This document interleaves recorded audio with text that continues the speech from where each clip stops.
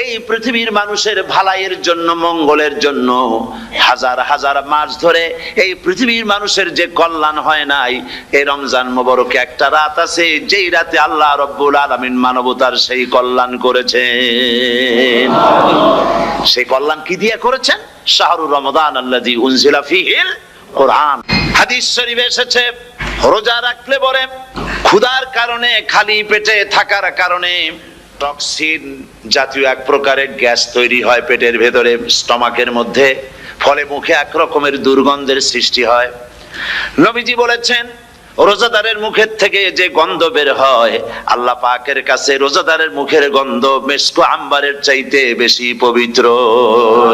অন্তত ১৫০০ বছর আগে আল্লাহ রাব্বুল আলামিন নির্দেশ করে রেখেছেন, সূর্য সাদা হওয়া থেকে, পূর্ব দিগন্ত সাদা হওয়া থেকে শুরু করে পশ্চিম দিগন্তে যখন কালো হয়ে কালো রেখা দেখা দেবে, যখন মাগরিব হয়ে যাবে, সূর্যাস্ত যাবে, ততক্ষণ পানাহার আর স্ত্রী সম্ভোগ থেকে বিরত থাকো।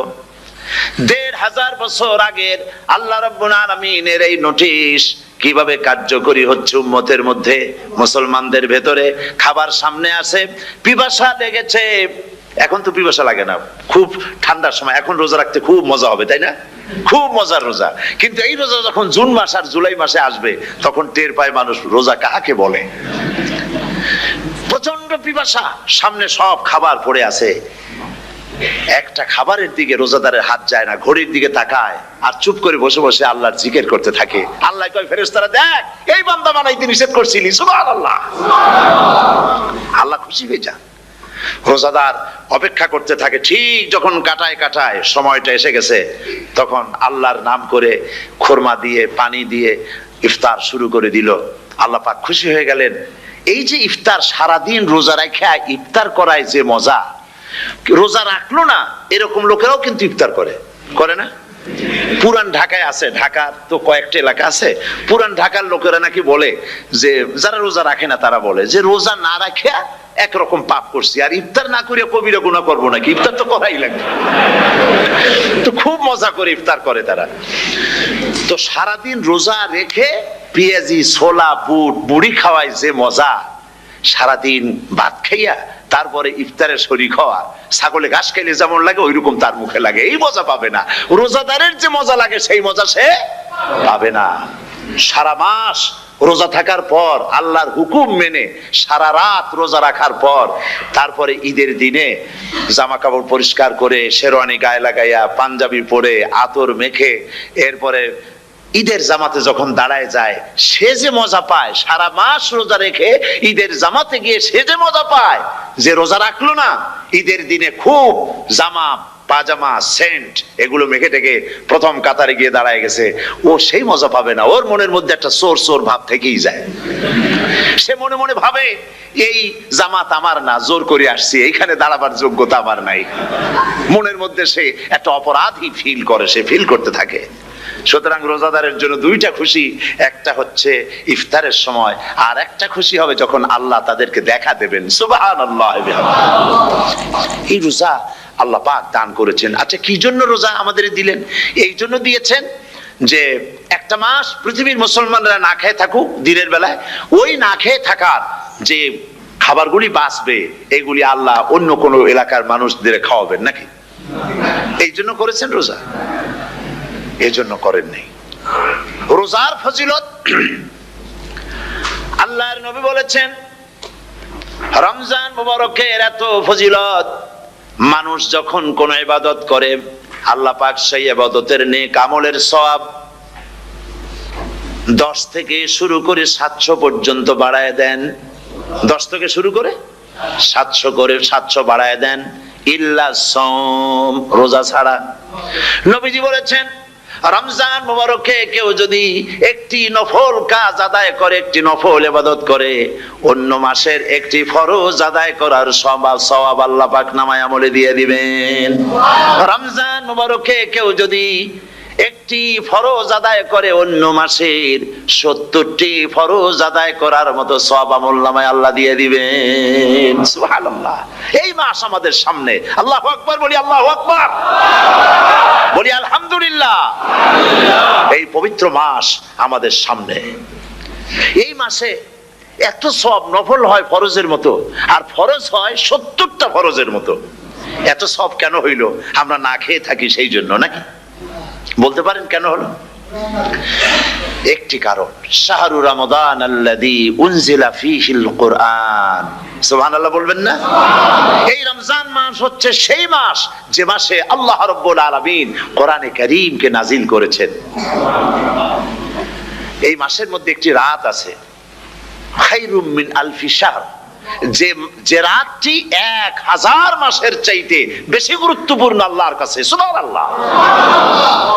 একটি রাত 1000 মাসের চাইতে গুরুত্বপূর্ণ। 1000 মাস ক্যালকুলেটর দিয়ে হিসাব করলে দেখা যায় যে 1000 মাসে 83 বছর 4 মাস হয়। তাহলে তার অর্থ কি এই যে একটানা 83 বছর 4 মাস ইবাদত করলে যে সওয়াব হবে, এই রাত্রে ইবাদত করলে সেই সওয়াব হবে? হতে পারে, এরকম হতে পারে, কিন্তু ব্যাখ্যাটা কি? ব্যাখ্যাটা হচ্ছে আরবিতে আলফুন শব্দ দিয়ে 1000 বোঝানো হয় না। আরবিতে যখন আলফুন বলা হয় তাহলে বোঝা যায় সংখ্যাধিক্য, বিপুল সংখ্যা, হাজার হাজার হাজার হাজার, থাউজেন্ডস এন্ড থাউজেন্ডস। এইটাকে বোঝানোর জন্য আরবিতে ব্যবহার করা হয় আলফুন, হাজার হাজার। তাহলে আল্লাহ কি বুঝাতে চাচ্ছেন? আল্লাহ রাব্বুল আলামিন তিনি আয়াত দ্বারা বুঝাতে চান, এর ব্যাখ্যা হচ্ছে এই পৃথিবীর মানবতার কল্যাণের জন্য, এই পৃথিবীর মানুষের ভালাইয়ের জন্য, মঙ্গলের জন্য হাজার হাজার মাস ধরে এই পৃথিবীর মানুষের যে কল্যাণ হয় নাই, এই রমজান মোবারকে একটা রাত আছে যেই রাতে আল্লাহ রাব্বুল আলামিন মানবতার সেই কল্যাণ করেছেন। সেই কল্যাণ কি দিয়ে করেছেন? শাহরু রমাদান আল্লাযী উনজিলা ফীহি করে পৃথিবীর মানুষকে সেই কল্যাণ আল্লাহ দিয়েছেন। সুবহানাল্লাহ। বন্ধুগণ, কোরআন, কোরআন কি নিয়ামত আমাদের কাছে! সেই নিয়ামতকে আমরা চিনলাম না, আমরা বুঝতে পারলাম না কত বড় নিয়ামত আল্লাহ আমাদের দান করেছেন। এই কোরআন যেন আপনি শুনতে পারেন, পড়তে পারেন, বুঝতে পারেন, সেই জন্য আল্লাহ রাব্বুল আলামিন শরিয়াত কি সুন্দর ব্যবস্থা করেছে। কোরআন শোনার জন্য রমজান মুবারকে তারাবিহের নামাজের ব্যবস্থা করা হয়েছে। সুবহানাল্লাহ, সুবহানাল্লাহ। যারা সব সময় পড়তে পারেন না, কোরআন তেলাওয়াত জানেন না, অথবা সারা বছরও এক খতম কোরআন শরীফ পড়া হয় না, শরিয়াত কি সুন্দর বিধান করলো যে আপনি যেন 30 পারা কোরআন শরীফ শুনতে পারেন। এই ব্যবস্থা তারাবিহের নামাজের মধ্যে শরিয়াত করে দিয়েছে। আলহামদুলিল্লাহ, আলহামদুলিল্লাহ। যাদের টাকা কড়ি আছে আমি তাদেরকে অনুরোধ করব, যদি পারেন তাহলে মেহেরবানি করে রমজান মোবারকে উমরা পালন করবেন। আমি উমরার নিয়ত করেই এসেছি, ঢাকা থেকে উমরার নিয়ত করেই এসেছি, আপনাদেরকে দেখে গেলাম। আর আমি এখান থেকে ডাইরেক্ট মদিনা মুনাওয়ারায় চলে যাব ইনশাআল্লাহ। লাইলাতুল কদর পর্যন্ত হারামাইনুশ শরীফাইনে কাটাতে চাই, নিয়ত করেছি। আপনারা দোয়া করুন আল্লাহ যেন কবুল করেন। কি মজা যখন আপনি হারামাইনুশ শরীফাইনে যখন তেলাওয়াত শুনবেন, আপনার কাছে মনে হবে যেন কোরআন শরীফ নাজিল হতেছে। সুবহানাল্লাহ। সেখানে তো নামাজের পরে হাত তুলে মোনাজাত করা হয় না, শুধুমাত্র রমজান মুবারকে বেতেরের নামাজের মধ্যে ইমাম সাহেব হাত তুলে মোনাজাত করেন। গত বছর রমজান মুবারকের লাইলাতুল কদরে আমি ছিলাম, গত কয়েক বছর ধরে আল্লাহ যাওয়ার তৌফিক দিয়েছেন দয়া করে। সেখানে লাইলাতুল কদরে পত্রিকাগুলি লিখেছে 30 লাখের উপরে লোক ছিল মক্কা শরীফের হারাম শরীফে, 30 লাখের উপরে। যখন তেলাওয়াত হচ্ছে, মোনাজাত করতেছেন ইমাম সাহেব কাঁপতেছেন, মোনাজাত করতেছেন, কাঁদতেছেন, আর গোটা হারাম জুড়ে কান্নার রোল পড়ে গিয়েছে। কিভাবে কাঁদতেছে! সারাদিন মানুষ রোজা রেখে তারপর ইফতার করতে যখন বসে, আমি সেই জান্নাতের কথা কেমনে আপনাদের বুঝাবো? রসগোল্লা কেমন লাগে বক্তৃতা দিয়ে 6 ঘন্টা বক্তৃতা দিয়েও বোঝানো যাবে না। যদি মুখের মধ্যে ঢুকাইতে পারি তাহলে বুঝবেন যে মজাটা কি। এটা তো আমি বুঝাইতে পারবো না কি মজাটা লাগে। সারাদিন রোজা রাখার পর সমস্ত লক্ষ লক্ষ মুসল্লিরা বসে আছে মক্কা শরীফে, কাবা শরীফ সামনে, এখানে বসে আছে। রোজাদারের সামনে আছে জমজমের পানি আর মদিনা মুনাওয়ারার খুরমা। আল্লাহর ঘর সামনে, জান্নাতের থেকে আর কাকে বলে! সুবহানাল্লাহ। আর মসজিদে নববীর ভিতরে, মদিনার আকর্ষণ কাশাস আলাদা মদিনা শরীফের। আপনাকে যদি পাইয়া যায় কোন আরব, কোন মাদানী, আপনারা ছাড়বেই না, আদর করে পাশে বসাবে, তোমারে আমি এই জিনিস খাওয়াবো, এইটা দিয়ে ইফতার করাবো, আমার কাছ দিয়ে তুমি উঠতেই পারবে না, আপনাকে জোর করে বসায় দিবে। মসজিদে নববীতে রিয়াদুল জান্নাহ রাসূল করিম সাল্লাল্লাহু আলাইহি ওয়াসাল্লামের কবর শরীফের কাছে বসে আপনি ইফতার করতেছেন, কত বড় নসিব। সেই জন্য আমি বলি, হলিডে করার জন্য আমেরিকা, সিঙ্গাপুর, হাবিজাবি এই সমস্ত ঘুরে কোনো লাভ নাই। হলিডে করতে চান, রমজান মুবারকে চলে যান হারামাইন শরীফাইন, মদিনা আল মুনাওয়ারা, মক্কা আল মুকাররমা, কপাল খুলে যাবে, জিন্দেগীর সমস্ত গুনাহ খাতা আল্লাহ পাক maaf করে দিবেন। রাসূল করিম সাল্লাল্লাহু আলাইহি ওয়াসাল্লাম বলেছেন, রমজান মুবারকে যে উমরা করলো সেজন্য হজ আদায় করলো। সুবহানাল্লাহ। অন্য রিওয়ায়াতে এসেছে, যে ব্যক্তি রমজান মুবারকে উমরা করলো সেজন্য আমার সাথে হজ আদায় করলো। সুবহানাল্লাহ। তো বলতেছিলাম যে কোরআনে কারীম হচ্ছে একটি বিরাট নিয়ামত, এই নিয়ামত শোনানো হয় রমজান মুবারকে। আমি এবার এসে খুব খুশি হলাম একথা শুনে যে ইস্ট লন্ডন মসজিদ তারা একটা ব্যবস্থা করেছে, সুন্দর একটা রেডিও তারা আবিষ্কার করেছে, না কি করছেন আপনারা? ট্রান্সমিটার তৈরি করেছেন ওনারা, ওখানে রেডিও বিক্রি করেন। আপনারা বহু টাকা খরচ করেছেন, তারা হাজার হাজার পাউন্ড খরচ করে টাওয়ার বানিয়েছেন এবং একটা ফ্রিকোয়েন্সি তারা নিজেরা নিয়েছেন, আর রেডিওগুলি 125 পাউন্ড করে ওনারা দিচ্ছেন খরচ হিসাবে। এটা যারা নিয়ে যায় ঘরের মধ্যে বসে তারাবিহের তেলাওয়াত তারা শুনতে পাবেন। মহিলারা অনেক সময় আসতে পারেন না, মহিলারা ঘরে বসে শুনতে পারবেন। ওই ইস্ট লন্ডন মসজিদে যত ওয়াজ হবে, তেলাওয়াত হবে, নামাজ হবে, আজান হবে, ওয়াজ হবে, জিকির হবে, সব আপনার ঘরে বসে আপনি শুনতে পারবেন। আল্লাহ রাব্বুল আলামিন এই ইকদামকে, এই পদক্ষেপকে আল্লাহ কবুল করুন, সবাই বলেন আমিন। এবং প্রত্যেকের ঘরে ঘরে এই রেডিও পৌঁছে যাক, আমরা বলি আমিন। আল্লাহ যেন কবুল করেন। আপনি ঘরে বসে মসজিদের সমস্ত প্রোগ্রাম পেতে পারবেন। আর কি সুন্দর, সেখানে যিনি তেলাওয়াত করেন, আজান দেন, আলহামদুলিল্লাহ, তার আজান শুনলে পরে তো মনে হয় যে আমি মক্কা শরীফে চলে গেছি, মদিনায় চলে গেছি। আর তেলাওয়াতও কত সুন্দর, আলহামদুলিল্লাহ। আল্লাহ তার প্রতি রহম করুন, আমরা বলি আমিন। সুতরাং বলতেছিলাম যে এই পবিত্র রমজানুল মুবারক, এটি কি, জিনিসটা কি, জিনিসটা বোঝাবার জন্য আমি বলি, যেমন এই ঘড়িটা এটা কেনার পর 2-1 বছর পর এটা ফাস্ট হয় অথবা কি হয়, স্লো হয়ে যায়। তখন এটাকে সারার জন্য আমরা হসপিটালে দিই। হসপিটাল মানে লন্ডন হসপিটাল না, ঘড়িরও হসপিটাল আছে। তো ঘড়ির হসপিটালে দিলাম, ওরা এটাকে দেখে শুনে ওয়াইলিং করে টরে দিল ঠিক মতো। একবার যদি ঠিক করে দিল, আবার আমার 1-2 বছর চললো, আর কোনো ডিস্টার্ব করবে না, ঠিক কিনা? আপনার গাড়ির ইঞ্জিন যদি কোনো রকমের অসুবিধা করে, তাহলে গাড়ির ইঞ্জিনকে ওভারহোলিং করতে হয়, ইঞ্জিন ডাউন দিতে হয়। একবার যদি ইঞ্জিন ডাউন দিলেন, ওভারহোলিং করলেন, তাহলে আপনার এই গাড়ি 5-6 বছরের জন্য আর হাত দিতে হবে না। এই কথাগুলি বুঝতে পারছেন কিনা? সারা জীবন, সারা মাস অন্যায় করার পরে, গুনাহ করার পরে মানুষের অন্তঃকরণে কালিমা লেগে যায়। আল্লাহ রাব্বুল আলামিন রমজান মুবারকের একটা ব্যবস্থা করেছেন, ইঞ্জিন ওভারহোলিং এর মতো, ইঞ্জিন ডাউন দেওয়ার মতো। আপনার কালকে, আপনার আত্মাকে, আপনার বিবেককে, আমার বিবেককে পরিষ্কার করার জন্য রমজান মাস করে দিয়েছেন। রমজান মুবারকের একটি মাসের কোর্স যদি কমপ্লিট করা যায়, তাকওয়া দিয়া যদি ভরে দেওয়া যায়, তাহলে বাকি 11 মাস আরামসে চলবে, কোনো অসুবিধা হবে না। নবীজি বলেছেন, রমজান মুবারকে মাস আসার সঙ্গে সঙ্গে আল্লাহ রাব্বুল আলামিন তিনি জান্নাতের সমস্ত দরজাগুলি খুলে দেন, আর জাহান্নামের সব দরজাগুলি আল্লাহ রাব্বুল আলামিন বন্ধ করে দেন। সুবহানাল্লাহ। আর শয়তানকে শৃঙ্খল দিয়ে বেঁধে ফেলা হয়, শিকল দিয়ে শয়তানের বান্ধা হয়ে যায়। এই হাদিসটা যখনই শোনাই বিভিন্ন জায়গায়, লোকেরা বিভিন্ন জায়গায় প্রশ্ন করে, হুজুর কোন তো যে শয়তানরে বান্ধাতে হয়, কিন্তু রমজান মাস তো লোকেরা মদ খায়, মিথ্যা কথা কয়, তাহলে শয়তান বান্ধা থাকলো কেমনে? আমি বলি, দেখেন, এরও ব্যাখ্যা আছে। এর ব্যাখ্যা হলো এই, কোন কোন ঘড়ি আছে একবার চাবি দিলে 6 মাস চলে, আর একবার চাবি দিলে 2 বছর চলে, আবার চাবি দিলে লাইফ চলে যায়। এরকমের ঘড়িও আছে।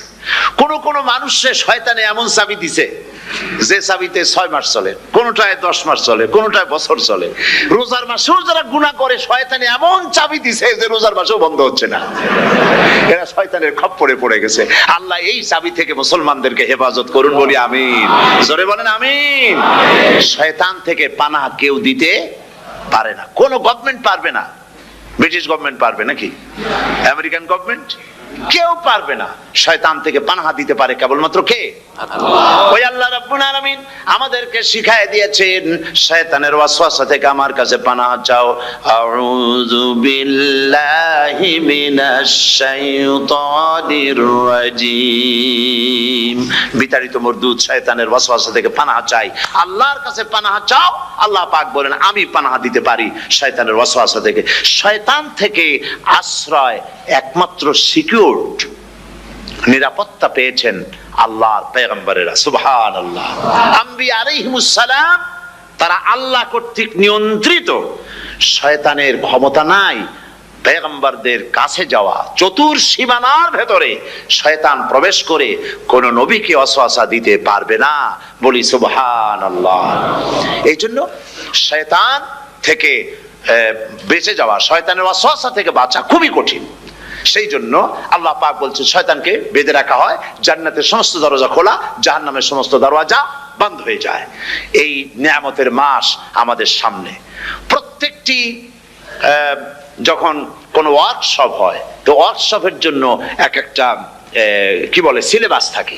রমজান মুবারক একটা ওয়ার্কশপ, এই ওয়ার্কশপের মধ্যে একটা সিলেবাস আছে, সেই সিলেবাসের নাম হচ্ছে কোরআন।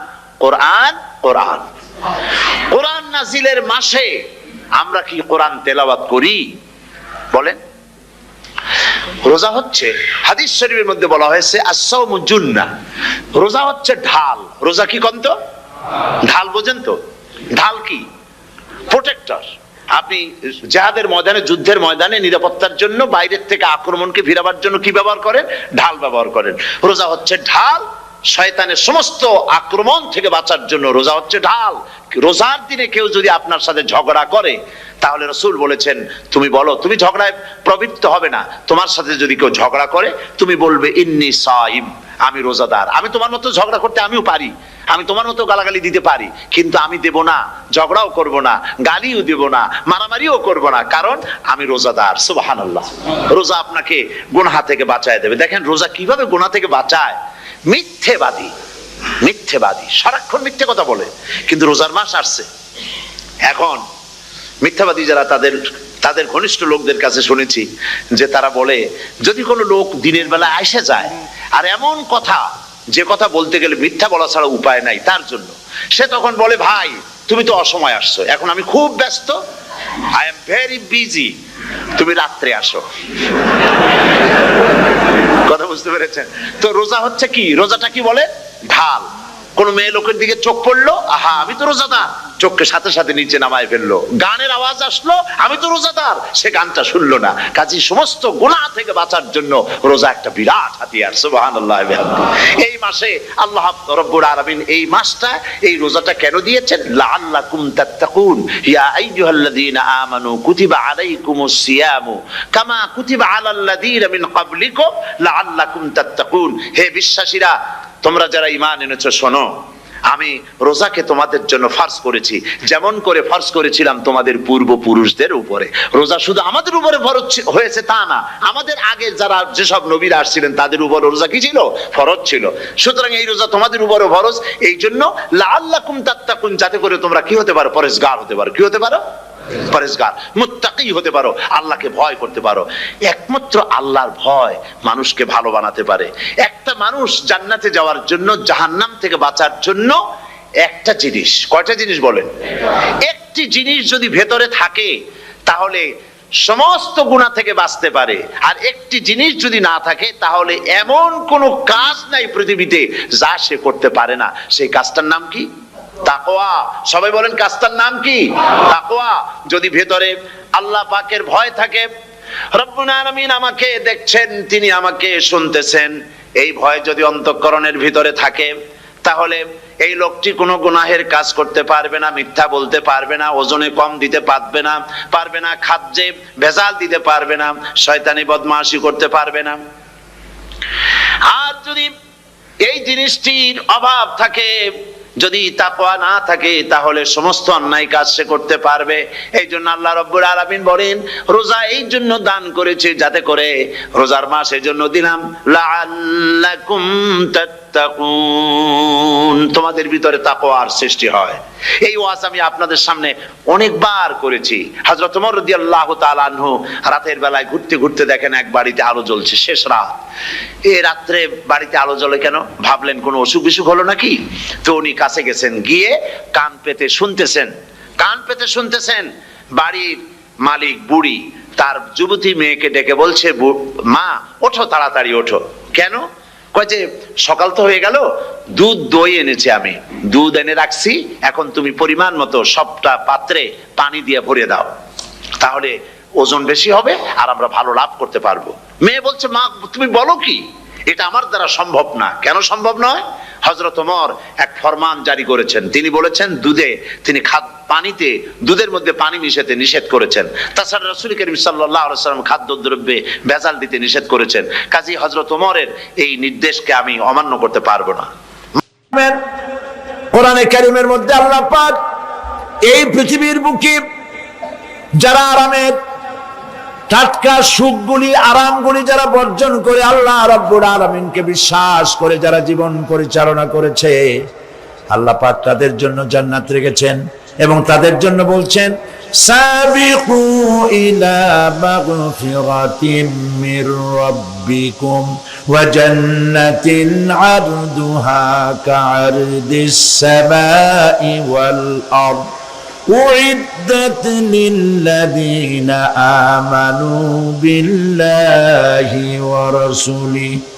আল্লাহ পাক বলেন, প্রতিযোগিতা করো আল্লাহর মাগফিরাত কামনার জন্য আর জান্নাতে যাওয়ার জন্য প্রতিযোগিতা করো, আল্লাহর রহমত পাওয়ার জন্য সৎ কাজের প্রতিযোগিতা করো, তাহলে আল্লাহ রাব্বুল আলামিন তোমাদেরকে ক্ষমা করবেন আর তোমাদের জন্য এমন জান্নাত দিবেন যেই জান্নাত আকাশের বিশালতার জমিনের বিশালতার মতো।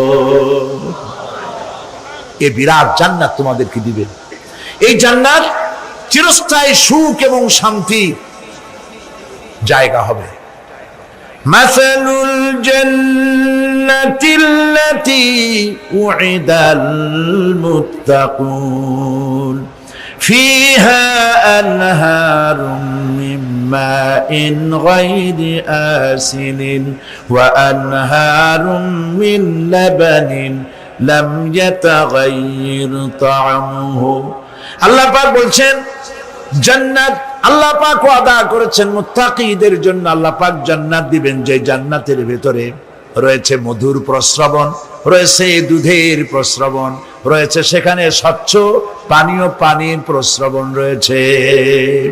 এই সুন্দর জান্নাত, ঝর্ণা ধারা আল্লাহ পাক সৃষ্টি করেছেন, বাগ বাগিচা দিয়ে ভরে রেখেছেন জান্নাত।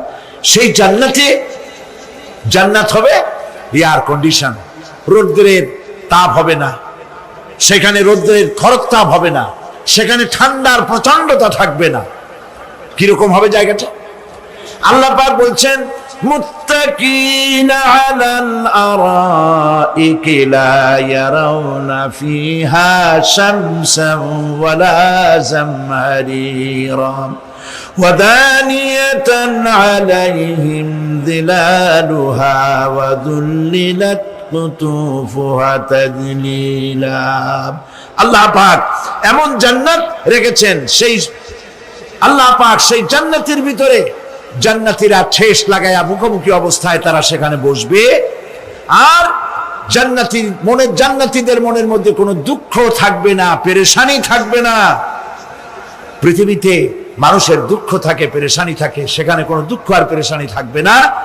সেই জায়গাটা হবে শীতাতপ নিয়ন্ত্রিত, না শীত না গরম, চির বসন্ত বিরাজ করবে। জান্নাতীরা সেখানে থাকবে। এই সুন্দর জান্নাত আল্লাহ পাক রেখেছেন মুত্তাকীদের জন্য। সুবহানাল্লাহ। কাফেরদের জন্য জান্নাত হবে, জাহান্নাম হবে চিরকাল।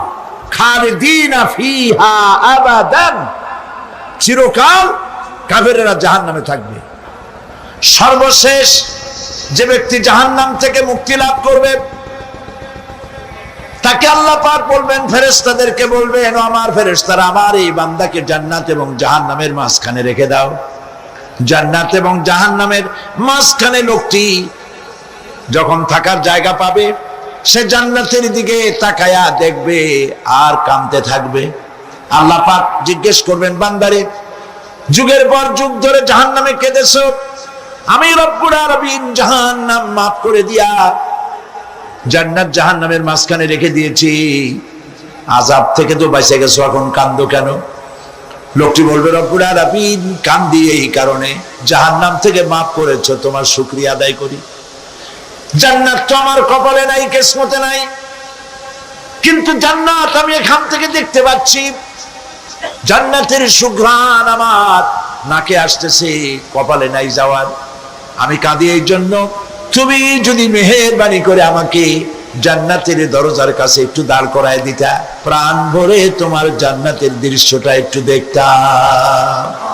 আল্লাহ পাক তার আরজি পূরণ করবেন, বলবেন যাও, ফেরেশতাদের বলবেন এর জান্নাতের দরজার কাছে দাঁড় করায় দাও। জান্নাতের দরজার কাছে দাঁড়িয়ে লোকটি আবার কান্না শুরু করবেন। আল্লাহ পাক প্রশ্ন করবেন, এবার কান্দো কেন? লোকটি বলবে, রব্বুল আলামিন কান্দি এই কারণে, জান্নাতের এই দরজায় দাঁড়ায়া জান্নাতের অফুরন্ত নেয়ামত কিছুই ভালো করে দেখা যায় না, শুধু অল্প জায়গা দেখি। যদি তুমি আমারে দয়া করে জান্নাতের মাঝখানে দাঁড় করায় দিতা, চতুর্দিকে তাকায়া তাকায়া দেখা কলিজারে ঠান্ডা বানাইতাম। তবে আমি ওয়াদা করি, জান্নাতের কোন নাজ নেয়ামত, কোন ফল আমি খাবো না, ধরবো না, সইব না। একটুখানি মেহেরবানি করে মাঝখানে দাঁড় করাইয়া দাও, জান্নারে ঠান্ডা করি। আল্লাহ রব্বুল আলামিন ফেরেশতাদের বলবেন, আমার এই বান্দারে জান্নাতের মাঝখানে দাঁড় করাইয়া দে। আল্লাহর নবী বলেন, জান্নাতের মাঝখানে দাঁড়িয়ে লোকটি আগের চাইতে আরো জোরে চিৎকার মেরে কাঁদতে থাকবে। আল্লাহ পাক বলবেন, বান্দারে কি হলো তোর? দরজার কাছে আসতে চাইছিলে, আইনা দিলাম। আবার এবার মাঝখানে আসতে চাইছো, তাও এনে দিয়েছি, আবার কান্দো কেন? লোকটি বলবে, রব্বুল আলামিন এবার কান্দি এই জন্যে, তুমি যখন দয়া করে একটিবার জান্নাতের মাঝখানে এনে আমাকে দাঁড় করায় দিয়েছো, তুমি রহমান রহিম গফুরুর রহিম, এই জান্নাত থেকে আবার আর বাইর করে দিও না। আল্লাহ রাব্বুল আলামিন বলবেন, ও আমার বান্দারে, আমার এই জান্নাত তোর খুব পছন্দ হয়েছে নাকি? লোকটি বলবে, রব্বুল আলামিন কলিজা ঠান্ডা হয়ে গেছে, ভাবতেও পারি না এই জান্নাত এত সুন্দর। আল্লাহ পাক বলবেন, বান্দারে এরকম একটি নয়, দুইটা নয়, তোর জন্য আমি 10টা জান্নাতে এরকম রিজার্ভ করে রাখছি। সুবহানাল্লাহ। আল্লাহ পাককে ভয় করে পৃথিবীর সমস্ত পাপ থেকে যারা নিজেকে রক্ষা করবে, আল্লাহ তাদের জন্য এই জান্নাত রেখে দিয়েছেন। সুবহানাল্লাহ। সেই জান্নাতের রিসিপশন আপনারা আন্দাজ করতে পারবেন না, রিসিপশন কারে কয়। কি এর প্রধানমন্ত্রী আর প্রেসিডেন্ট, 4-5টা পুলিশ আর আর্মি আসে একটা ফট করে সেলুট মারলো, বা শেষ হয়ে গেল, এরকম না। জান্নাতীদেরকে রিসিপশন দেওয়া হবে। জান্নাতীরা যখন আল্লাহর হুকুমে জান্নাতের দিকে যেতে লাগবে, আর যখন জান্নাতের কাছে চলে যাবে, আল্লাহ রাব্বুল আলামিন শোনায় দিচ্ছেন, হাত্তা ইযা জাউহা ফুতিহাত আবওয়াবুহা ওয়া ক্বালা লাহুম খাজানাতুহা সালামুন আলাইকুম তিবতুম ফাদখুলুহা খালিদিন। সুবহানাল্লাহ। জান্নাতীরা যখন জান্নাতে প্রবেশ করার দরজার মুখোমুখি হবে, দ্বার রক্ষীগণ তখন বলবে, সালামুন আলাইকুম, আল্লাহর শান্তি তোমাদের উপরে বর্ষিত হোক। সুবহানাল্লাহ। দুনিয়ার টাটকা টাটকা সুখগুলি 2 পা দিয়ে ঠেলে দিয়েছো, টাটকা সুখগুলি গ্রহণ করো নাই, হারাম খাও নাই, আল্লাহর দ্বীন কায়েমের জন্য রক্ত দিয়েছো, জীবন দিয়েছো, কষ্ট করেছো, আল্লাহকে ভয় করেছো। আমাদের সালাম গ্রহণ করো, জান্নাতের মধ্যে ঢুকে যাও চিরকালের জন্য। সুবহানাল্লাহ। আর বাইরে হওয়া লাগবে না, চিরকাল এই জান্নাতের মধ্যে তোমরা বসবাস করতে পারবে? আল্লাহ রাব্বুল আলামিনের ফেরেশতারা বলে দিবেন। জান্নাতের মধ্যে আল্লাহ পাক হুরদের সঙ্গে জান্নাতীদের বিয়ের ব্যবস্থা করে দিবেন। কোরআনে কারিমে আল্লাহ পাক বলেন, মুত্তাকিনা আলা সুরুরিম মাসফুফাতিন ওয়া যাওয়াজনাহুম বিহুরিন ঈন। সামনাসামনি ভাবে সাজানো সারি সারি আসন সমূহের উপর তারা ঠেস লাগায় বসে থাকবে, আর আল্লাহ রাব্বুল আলামিন হুরদের সাথে জান্নাতীদের বিয়ের ব্যবস্থা করে দিবেন। যেসব হুরের সঙ্গে বিয়ে হবে তাদের আল্লাহ পাক বিবরণ দিচ্ছেন কি রকম হবে তারা। লাম ইয়াতমিসহুন্না ইনসুন ওয়ালা জান। এর পূর্বে জিন এবং ইনসান এদেরকে কেউ স্পর্শ করে নাই। কি রকম তারা? কাআন্নাহুন্নাল ইয়াকুতু ওয়াল মারজান। যেমন ঝিনুকের ভিতরে মণিমুক্তা থাকে, এইভাবে আল্লাহ পাক তাদেরকে পবিত্র করে রেখে দিয়েছেন। আমার প্রিয় ভাইরা, আল্লাহ রাব্বুল আলামিন কোরআনে কারীমের ভিতরে বলেছেন, ফাবিআইয়ি আলা'i রাব্বিকুমা তুকাযযিবান। জান্নাত দান করে আল্লাহ পাক এবার জান্নাতীদেরকে সম্বোধন করে বলবেন, ইয়া ইবাদি লা খাউফুন আলাইকুমুল ইয়াওমা ওয়ালা আনতুম তাহজানুন। হে আমার বান্দারা, লা খাউফুন আলাইকুমুল ইয়াওম, আজ আর কোনো ভয় নাই। সুবহানাল্লাহ, সুবহানাল্লাহ।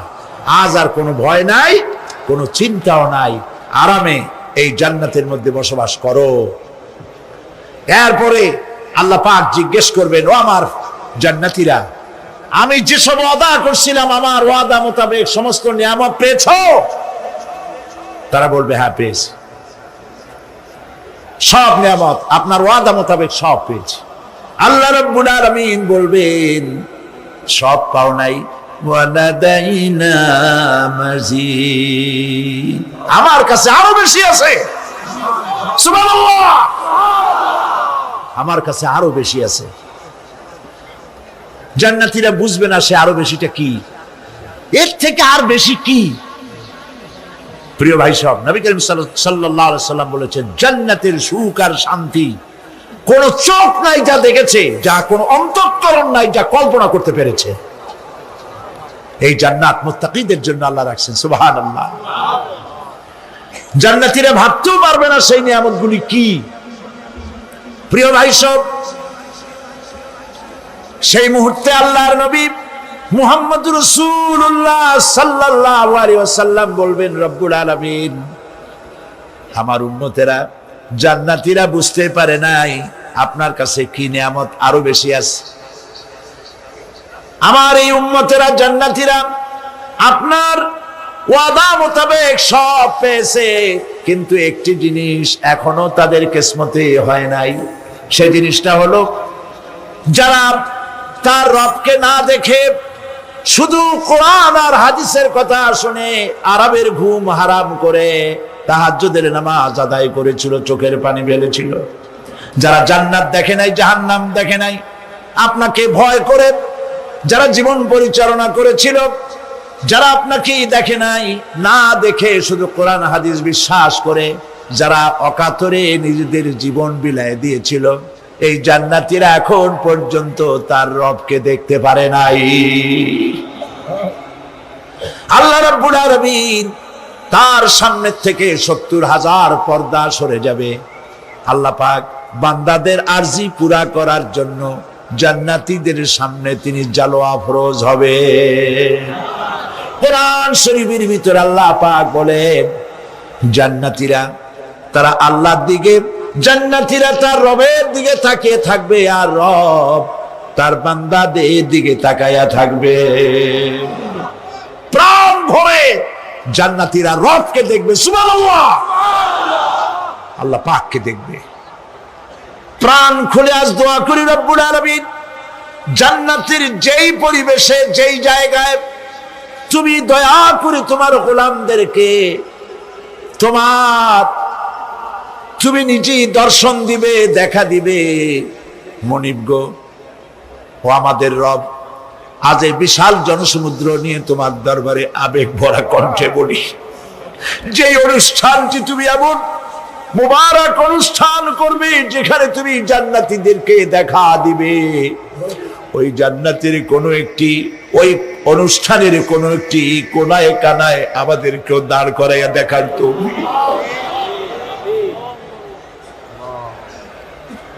প্রিয় ভাই সব, আল্লাহ রাব্বুল আলামিন মানুষের সামনে এত সব নিয়ামত রেখেছেন, এই জান্নাত দান করবেন। এরপরে আল্লাহ রাব্বুল আলামিন কোরআনে কারীমের মধ্যে বলেছেন, রব্বিস সামাওয়াতি ওয়াল আরদি ওয়া মা বাইনাহুমার রাহমানি লা ইয়ামলিকুনা মিনহু খিতাবা। এই সব পুরস্কার রয়েছে তোমাদের সেই রবের পক্ষ থেকে যিনি আকাশ আর জমিনের মালিক। সুবহানাল্লাহ বলবেন না? যার সামনে কথা বলার ক্ষমতা কারো হবে না। এটি একটি মারাত্মক কথা। কিয়ামতের দিন আল্লাহর দরবারে কেউ কথা বলতে পারবে না আল্লাহর নির্দেশ ছাড়া। একটি আকীদা পরিষ্কার করে নিয়ে যান আপনাদের, সে আকীদাটা এভাবে পরিষ্কার করুন, কোন পীর সাহেব, কোন খাজা বাবা, কোন মাওলানা, কোন মুহাদ্দিস, কোন বুজুর্গ আপনাকে সুপারিশ করতে পারবে না যদি না আল্লাহ পাক তাকে কথা বলার তৌফিক না দেন। মনে থাকবে এটা। আয়াতুল কুরসির ভিতরে আমরা পড়ি, মান যাল্লাযী ইয়াশফাউ ইনদাহু ইল্লা বিইযনিহি। আল্লাহ পাক বলেছেন কিয়ামতের দিন আল্লাহর দরবারে কার সাহস আছে কথা বলতে পারে? মান যাল্লাযী ইয়াশফাউ ইনদাহু ইল্লা বিইযনিহি। আল্লাহর অর্ডার ছাড়া, হুকুম ছাড়া আল্লাহর সামনে কথা বলার সেদিন কেউ থাকবে না। সুবহানাল্লাহ। কেউ কথা বলতে পারবে না। সুপারিশ করতে হবে আল্লাহ যারে বলেন তুমি করো, অমুকের জন্য করো, সেই ব্যক্তি শুধু তার জন্যই করতে পারবে, আর কেউ কথা বলতে পারবে না। সেই কঠিন হাসরের ময়দান, যেদিন শুধুমাত্র আল্লাহ পাক কথা বলবেন, আর যারে বলতে বলবেন সেই কেবলমাত্র বলতে পারবে। সুপারিশ এটি আল্লাহ পাক কিয়ামতে পারমিশন দিলে বলা যাবে। হযরত ইব্রাহিম আলাইহিস সালাম কিয়ামতের দিন তার নিজের পিতা সম্পর্কে সুপারিশ করবেন। রব্বুল আলামিন, আমার আব্বার জন্য সুপারিশ করতেছি, মেহেরবানি করে জাহান্নাম থেকে তারে আপনি রক্ষা করুন। আল্লাহ রব্বুল আলামিন বলবেন, ইব্রাহিম তোমার সুপারিশ মঞ্জুর হবে না। প্রিয় ভাই সব, একটু মাথা খাটান, চিন্তা করেন।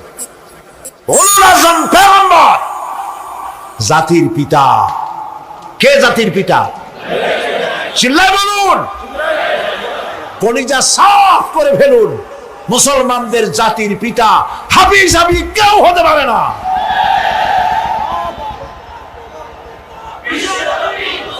মিল্লাতা আবিকুম ইব্রাহিম। ইব্রাহিম আলাইহিস সালাম এই মিল্লাতের পিতা। সুবহানাল্লাহ। হযরত ইব্রাহিম আলাইহিস সালাম কিয়ামতের দিন বলবেন, আল্লাহ আমার আব্বার জন্য সুপারিশ করছি। আল্লাহ পাক বলবেন মঞ্জুর হবে না।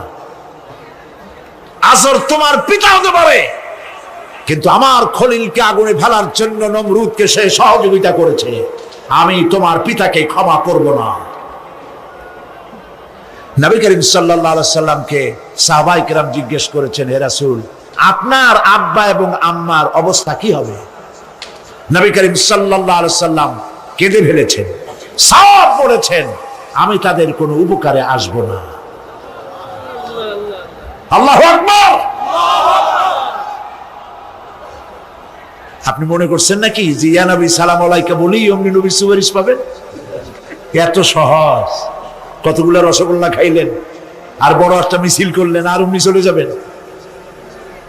পৃথিবীর সব মানুষ, সাহাবায়ে কেরাম বাদ দেন, পৃথিবীর সমস্ত মানুষ একত্রিত হয়ে আবু তালেব রাসূলুল্লাহকে যে ভালোবেসেছেন, ওর 1000 ভাগের 1 ভাগও সারা দুনিয়ার মানুষ রাসূলুল্লাহকে ভালোবাসতে পারবে? পারবে? নিজের ছেলে আলীকে, আলী রাদিয়াল্লাহু তাআলা আনহুকে আলাদায় বিছানায় শোয়াইয়া, ছোট্ট মানুষ হযরত আলী আলাদা জায়গায় রাখিয়া মুহাম্মদুর রাসূলুল্লাহ সাল্লাল্লাহু আলাইহি ওয়াসাল্লাম এতিম মানুষ তারে কলিজার সাথে বুকের মধ্যে আশ্রয় দিয়ে আগলে রেখেছেন বুক ভরে। সেই আবু তালেব মৃত্যুর সময় নবী করিম সাল্লাল্লাহু আলাইহি ওয়াসাল্লাম বলেছিলেন, চাচা একটি বার আমার কানে তাওহীদের কালেমা শোনায় দেয়। আবু তালেব তার কিসমতে ছিল না কালেমা। মরে যাওয়ার পর একজন সাহাবী বলেছিলেন, ইয়া রাসূলুল্লাহ, মৃত্যুর সময় আবু তালেবের মুখ আমি নড়তে দেখেছি, তিনি কালেমা পড়েছেন সম্ভবত। রাসূলুল্লাহ সাহেব বলেছেন, আমি শুনি নাই। এত ভালোবাসার পরেও হাদিস শরীফে এসেছে আবু তালেব জাহান্নামে যাবে। কোথায় যাবে? জাহান্নামে। সবচাইতে কম আযাব হবে কার? আবু তালেবের। কম আযাবটা কি? হাদিস শরীফে এসেছে কম আযাব হলো জাহান্নামের আগুন দিয়ে এক জোড়া জুতা তৈরি করে আবু তালেবের পায়ে পরিয়ে দেওয়া হবে। সেই জাহান্নামের আগুনের তৈরি করা জুতার তাপে আবু তালেবের মাথার ঘিলুগুলো টকবক করে পড়তে লাগবে। এত ভালোবেসে যদি কিয়ামতে উপায় না হয়, আপনি ইয়া নবী সালাম আলাইকা, ইয়া রাসূল সালাম আলাইকা আর কতগুলো জিলাপি খাইলেন, বড় একটা মিছিল করলেন। প্রিয় ভাই সব, এইসব বিদআত ছাড়ুন, এগুলো সুস্পষ্ট বিদআত। রাসূলুল্লাহকে ভালোবাসবেন, সাহাবীরা যেভাবে ভালোবেসেছেন ওইভাবে ভালোবাসবেন। আল্লাহ রাব্বুল আলামিন বলেন, যালিকাল ইয়াউমুল হক ফামান শাআ আত্তাখাযা ইলা রাব্বিহি মাআবা। এই দিনটি অবশ্যই আসবে, সেদিনটি নিশ্চিতভাবে আসবে। আর এখন যার ইচ্ছা সে তার রবের দিকে অগ্রসর হোক। ইন্না আনজারনাকুম আযাবান করিবান ইয়াওমা ইয়ানজুরুল মার'উ মা কদ্দামাত ইয়াদাহু ওয়া ইয়াকুলুল কাফিরু ইয়া লাইতানি কুনতু তুরাবা। ইন্না আনজারনাকুম আযাবান করিবা, খুব নিকটবর্তী একটি আযাব সম্পর্কে আমি তোমাদেরকে সতর্ক করে দিলাম। কে বলতেছেন? আল্লাহ পাক। লক্ষ্য করুন আল্লাহ কি বলছেন, খুব নিকটবর্তী একটি কঠিন শাস্তি আযাব অর্থাৎ কিয়ামত, এ সম্পর্কে আমি তোমাদেরকে সতর্ক করে দিলাম। ইয়াউমা ইয়ানজুরুল মার'উ মা কদ্দামাত ইয়াদা, সেদিন প্রত্যেকটি লোক যা সে পাঠিয়ে দিয়েছিল এখানে, অর্থাৎ যা করেছিল সেগুলি সে দেখতে পাবে। আর তখন ওয়ায়াকুলুল কাফিরু ইয়া লাইতানি কুনতু তুরাবা। সেই কিয়ামতের ময়দানে অবস্থা দেখে কাফেররা বলবে, আহারে মানুষ না হইয়া যদি মাটি হইয়া যেতাম, যদি মাটি হতাম, যদি মানুষ না হয়ে না জন্মতাম, আজ এই হাসরের ময়দানে এইখানে এই বিচারের মুখোমুখি হতাম না, মাটি হইলে বরং অনেক ভালো হতো। এই পৃথিবীতে আমরা এসেছি, চলে যাব, যাওয়ার আগে এই কোরআন একটি বিশাল জনগোষ্ঠী এমন বানাতে চেয়েছে যে জনগোষ্ঠী এই কোরআন দিয়ে একটি বিশাল সমাজ গড়বে, রাষ্ট্র গড়বে, এমন রাষ্ট্র গড়বে যেই রাষ্ট্রে দুঃখ থাকবে না, অশান্তি থাকবে না, যেখানে সুখ থাকবে, সমৃদ্ধি থাকবে, আর কিয়ামতের দিন আল্লাহর জান্নাতে তারা চলে যাবে। তেমন একটি সমাজকে আমরা চাই। সবাই বলেন, সেরকম একটি সমাজকে আমরা চাই। প্রিয় ভাই সব, কিয়ামতের দিন আমরা যেতে চাই জান্নাতে। কোথায় যেতে চাই বলেন? জোরে বলেন। এই জান্নাতে যাওয়ার জন্য দুইটা কাজ করতে হবে। কয়টা কাজ? আল্লাহ রাব্বুল আলামিন বলেন, ফামান কানা ইয়ারজু লিকাআ রাব্বিহি ফালইআমাল আমালান সালিহান ওয়া লা ইউশরিক বিইবাদাতি রাব্বিহি আহাদা। আল্লাহ পাক বলেন, যে বা যারা আমার সঙ্গে দেখা করতে চায় কিয়ামতে, দুইটা কাজ করা লাগবে। বলেন কয়টা কাজ? একটা হলো নেক আমল। কি আমল বলেন? নেক আমল। নেক আমল কারে বলে? নেক আমল করতে হলে আবার দুইটা শর্ত লাগে। এক নম্বরে কাজটা করতে হবে আল্লাহরে খুশি করার জন্য। কারে খুশি করার জন্য? একটা মাদ্রাসা বানাইছি যাতে লোকেরা বলে যে বড় একটা মাদ্রাসা বানাইছে, এই জন্য মাদ্রাসা বানাবেন, মসজিদ বানাবেন, হসপিটাল বানাবেন, যা কিছু করেন নিয়ত হবে আল্লাহকে খুশি করা। নিয়ত হবে কারে খুশি করা?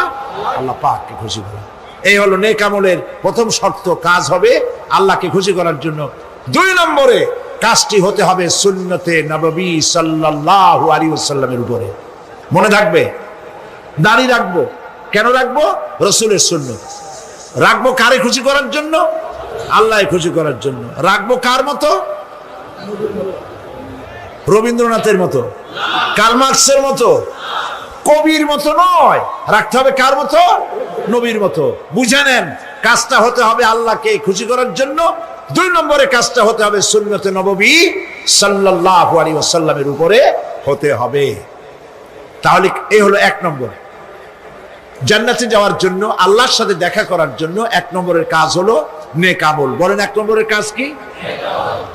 দুই নম্বরের কাজ ওয়ালা ইউশরিক বিইবাদাতি রাব্বিহি আহাদা। আল্লাহ রাব্বুল আলামিনের ইবাদতের সাথে কাউকে শরীক স্থাপন করা যাবে না। আমরা যারা মুসলমান, অধিকাংশ মুসলমান শিরকের ভিতরে মুবতালা হয়ে আছে। বিশ্বাস করেন কিনা বলেন? কাফেরেরা তো মুশরিক আছেই, ওরা তো মুশরিক আছেই, কিন্তু আমরা মুসলমানেরা আমাদের আমলের মধ্যে, আমাদের অজান্তে সবের নিয়তে অনেক শিরক আমরা করে বসি। নাউজুবিল্লাহ। বলেন নাউজুবিল্লাহ। এই জন্য আমি বারবার সতর্ক করি, নিজেকেও করি, আপনাদেরকেও করি। এই কারণে করি, শিরকের গুনাহ আল্লাহ মাফ করবেন না। ইন্না শিরকা লাযুলমুন আযীম। শিরক মস্ত বড় অপরাধ, জুলম, আল্লাহ মাফ করবেন না। আল্লাহর কাছে কাঁদতে কাঁদতে মাফ চাওয়া লাগবে যে আল্লাহ শিরক থেকে আমাকে রক্ষা করো, বাঁচাও। অনেক গোপন শিরক আছে। মাজারে যান, পীর সাহেবের কাছে যান, মনে যদি নিয়ত থাকে উনি ফু দিলে আমি ভালো হবই, উনি তাবিজ দিলে আমার বাচ্চা হবেই, উনি আমারে দয়া করলেই আমার ব্যবসায় উন্নতি হবেই, এইটার নাম শিরক। এটার নাম কি? ওয়াইজা সাআলতা ফাসআলিল্লাহ ওয়াইজা ইসতাআনতা ফাসতাইন বিল্লাহ। যা বলার আল্লাহরে বলো, আর যা চাওয়ার কার কাছে চাও? চিল্লায় বলেন। কলিজাটাকে পরিষ্কার করে দেন আজকের মাহফিলে। এই কলিজায় কারো প্রতি কোনো ভয় রাখবো না আল্লাহ ছাড়া। ভয় করবো কারে বলেন? মহব্বত আল্লাহ ছাড়া, এত বেশি মহব্বত আর কাউকে করব না। আল্লাহ তাআলা আমাদের কলিজায় তোমার ভয় এবং মহব্বত দিয়ে ভরে দাও। রাসূলের মহব্বত দিয়ে আমাদের দিলকে ভরে দাও। বিশ্বাস করুন ভাই সাহেব, কোরআন শরীফ আমার সামনে, বিশ্বাস করুন, দেশি পীর, বিদেশি পীর, খাজা বাবা দেশি এবং বিদেশি, কেউ আপনার ভাগ্য বদলাই দিতে পারবে না। এই পিছনে দৌড়ায় দৌড়ায় কোনো লাভ নয়। এতক্ষণ মসজিদের ভেতরে বসে আল্লাহর কাছে কাঁদেন। ওয়াকালা রাব্বুকুম উদউনি আস্তাজিব লাকুম। তোমার রব বলেছে আমারে ডাকো, আমি ডাকের সাড়া দিয়ে দেব। সুবহানাল্লাহ। আর আল্লাহ বলেছেন আমার ইবাদতের সাথে কাউকে শরীক করবে না। খবরদার। আলাইসাল্লাহু বিকাফিন আবদা। আল্লাহ প্রশ্ন করছেন, আলাইসাল্লাহু বিকাফিন আবদা। আমি কি আমার বান্দার জন্য যথেষ্ট নই? চিল্লায় বলুন অবশ্যই যথেষ্ট। আবার বলেন অবশ্যই যথেষ্ট। কলিজা সাফ করে ফেলেন। সম্রাট শাহজাহান, দিল্লির সম্রাট, হাবিজাবি সম্রাট না, দিল্লির সম্রাট। এখন কোথায়? কবরের মধ্যে। কবি বলতেছেন, শাহনে জাহাं को जिन्हें फकर से देते थे बाज, शाहने जहां को जिन्हें फकर से देते थे बाज, वाज कब्र में है सूरह अलहम्दु की मोहताज। সারা ভারতবর্ষ যারা ট্যাক্স দিয়ে নিজেকে সৌভাগ্যবান বলে মনে করত, সে আজ কবরের মধ্যে ভিক্ষুকের মতো সূরা আলহামদুর মতো একটি সূরার মুহতাজ হয়ে ভিক্ষুকের মতো শুয়ে আছে। সম্রাট শাহজাহান মসজিদে বসে আছে, এক ফকির ঘুরতেছে। লোকেরা কয়, ছোটবেলা থেকেই তোমারে খয়রাত করতে দেখলাম, ভিক্ষা কি জীবনেও যাবে না তোমার? লোকটি বলছে, আমি ভিক্ষা করবো ছাড়া আমার উপায়টা কি? এই লোকটি, আমি ভিক্ষা করা ছাড়া করবো কি? লোকেরা তো আমার 60 টাকা, 50 টাকা, 100 টাকা দেয় না, 4 আনা 5 আনা 1 টাকা এই আমার দেয়, এ দিয়ে আমি বড় লোক হবো কেমন? লোকটি বলছে, আচ্ছা দেখো, তুমি তো জায়গা মতো যাইতে পারো নাই, বাদশার কাছে যাও, এমন দেওয়া দেবে জীবনে আর খয়রাত করা লাগবে না। তো বাদশার কাছে কি খয়রাতি যাইতে পারে কোনোদিন? কয়, হ্যাঁ এখন পারবা। কেমনে? কয়, সম্রাট শাহজাহান এখন একা একা মসজিদে আছেন। তখনকার এসব বাদশারা অনেকে নামাজি ছিলেন, দিনদার ছিলেন। ফকির দরজার কাছে দাঁড়াইয়া দেখতে পাচ্ছে কেউ নাই, দেহরক্ষীরা দূরে দূরে দাঁড়ানো। বাদশাহ মসজিদের ভেতরে বসে হাত তুলে ঝুলতেছে আর কাঁদতেছে, চোখের পানি দিয়া দাঁড়িয়ে ভিজে ভিজে পড়ছে। এই দৃশ্য অনেকক্ষণ দেখলো ফকির। কিছুক্ষণ পর সম্রাট শাহজাহান মসজিদ থেকে বেরিয়ে আসছে। ফকির বলছে, আসসালামু আলাইকুম হুজুর। তিনি বললেন, ওয়ালাইকুম আসসালাম। চলে গেল। বাদশা বলল, আমার কাছে তো কেউ আসিয়া কিছু না চাইয়া তো যায় না, এরে দেখলাম খয়রাতির মতো কিছু চাইলো না, বেটা ভয় করলো নাকি? হ্যাঁ, আমি এদিকে আসো। আসছে। ভয় পাইছো? কয় না, ভয় পাইনি। তো কিছু যে চাইলে না? ফকির বলছে, জাহাপানা, সত্যিই কিছু চাইতে আসছিলাম। তারপর চাইলে না কেন? ফকির বলছে, জাহাপানা, সারা জীবন ভিক্ষা করেছি, আর আজ দিল্লির সম্রাটের কাছে বেশি পাওয়ার লোভে এসেছি না, কিন্তু আপনার দশা দেখা আমার জ্ঞানের চোখ খুলে গেছে। আমি লক্ষ্য করে দেখলাম, আমি সম্রাটের কাছে চাইতে এসেছি, হাত তুলি নাই, বিনয় প্রকাশ করি নাই, চোখের পানি ফেলি নাই, কিন্তু লক্ষ্য করে দেখলাম দিল্লির সম্রাট আমার চাইতেও বড় ভিক্ষুকের মতো। আবার কোন সম্রাটের কাছে হাত তুলে কান্দে? আমার জ্ঞানের চোখ খুলে গিয়েছে, আমি বুঝতে পেরেছি সম্রাট কান্দে যেই সম্রাটের কাছে, তারে ছাড়া আর কারো কাছে জীবনে চাইব না। এই কথাই সূরা ফাতিহায় প্রত্যেক দিন পড়ি, বুঝি না কি পড়ি। ইয়াকা না'বুদু ওয়া ইয়াকা নাস্তাঈন। আয় আল্লাহ, একমাত্র তোমার গোলামি করি আর তোমার কাছে সাহায্য চাই, তুমি ছাড়া কারো কাছে সাহায্য চাই না। কলিজা সাফ করুন। কোন মরা পীর, কোন জিন্দা পীর আপনার মনের আশা পুরা করতে পারবে না, পারবে না, পারবে না।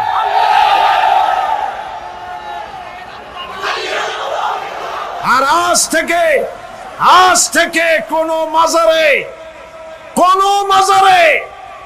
টাকা দিবেন না, পয়সা দিবেন না, আগরবাতি দিবেন না, মোমবাতি দিবেন না, গোলাপ পানি দিবেন না। কারা কারা দিবেন না হাত উঁচু করে দেখা। সুবহানাল্লাহ, আলহামদুলিল্লাহ, লা ইলাহা ইল্লাল্লাহ। সুবহানাল্লাহ, আলহামদুলিল্লাহ, লা ইলাহা ইল্লাল্লাহ। সুবহানাল্লাহ, আলহামদুলিল্লাহ, লা ইলাহা ইল্লাল্লাহু মুহাম্মাদুর রাসূলুল্লাহ। আল্লাহুম্মা আমিন। ربنا ظلمنا أنفسنا وإن لم تغفر لنا وترحمنا لنكونن من الخاسرين ربنا العالمين तमाम পৃথিবীর মাটির নিচে যত মুমিন মুমিনাত শুয়ে আছে আল্লাহ কবরগুলি কি জান্নাতের টুকরা বানায়া দাও। আয় আল্লাহ তাআলা, এই মুহূর্তে মনে পড়ে গেল আমাদের মা বাপের কথা। রব্বুল আলামিন, আমাদের আব্বা জান কত বছর আগে দুনিয়া থেকে বিদায় হয়ে গেল, নাম ধরে আর কেউ ডাকে না। কত কষ্ট করেছে, ধান বিক্রি করে, সুপারি বিক্রি করে, নিজের পেটে না দিয়া নিজের ভালো জামা না বানাইয়া আমাদের লেখাপড়া শিখাইছে, বাড়িঘর বানালো। আর একদিন তোমার ডাকে সাড়া দিয়া চলে গেল। যুগের পরে যুগ চলে গেল, বাপের মুখ আর দেখি না। আল্লাহ তাআলা আমাদের আব্বা জান যাদের দুনিয়া থেকে বিদায় হয়ে গেছে, কবরটাকে বেহেশত বানায় দাও। তুমি সম্রাটের সম্রাট, তুমি রাজাধিরাজ, তোমার মহব্বত ছাড়া কোনো মহব্বত যেন কলিজায় থাকে না মাবুদ। তোমাকে ছাড়া কাউকে যেন ভয় করি না মাবুদ। সারা জীবন শিরক আর বিদআত থেকে আমাদের তুমি বাঁচাও আল্লাহ। তোমার জাহান্নামকে আমরা ভয় পাই। আল্লাহুম্মা আজিরনা মিনান নার, আল্লাহুম্মা আজিরনা মিনান নার, আল্লাহুম্মা আজিরনা মিনান নার।